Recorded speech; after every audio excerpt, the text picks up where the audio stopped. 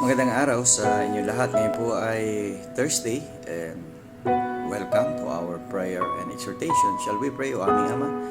Ang biyaya ng kaligtasan ay dumating sa bawat pamilyang Pilipino at sa mga tagapakinig at nanonood ng aking prayer and exhortation na ito sa pangalan ni Jesus. Amen. Well, Philippians chapter 4 and verse 4, Rejoice in the Lord always. And again, I say rejoice. Well, ito po yung sinasabi ni Apostle Paul sa Church of Philippo na maggalak sila. Sa kabila na sila ay nakakilala na sa Panginoong Kristo, ay manatili silang masaya sa paglilingkod at mapanatili din yung katapatan nila sa gawain ng Panginoon. Okay? Nawa, ang bawat pamilyang Pilipino rin maging matapat sa kanilang relasyon sa Panginoong Kristo at tumalikod sa kasalanan at sumunod sa kalooban ng Panginoon. Okay? See you again tomorrow sa ating Strong Family Prayer and Exhortation.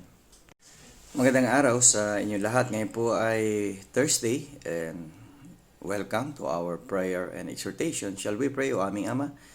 Ang biyaya ng kaligtasan ay dumating sa bawat pamilyang Pilipino at sa mga tagapakinig at nanonood ng aking prayer and exhortation na ito sa pangalan ni Jesus. Amen. Well, Philippians chapter 4 and verse 4, Rejoice in the Lord always. And again, I say rejoice. Well, ito po yung sinasabi ni Apostle Paul sa Church of Philippo na maggalak sila.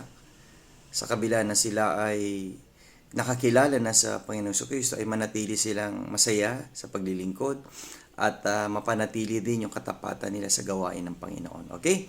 Nawa, ang bawat pamilyang Pilipino rin maging matapat sa kanilang relasyon sa Panginoong Kristo at tumalikod sa kasalanan at sumunod sa kalooban ng Panginoon. Okay?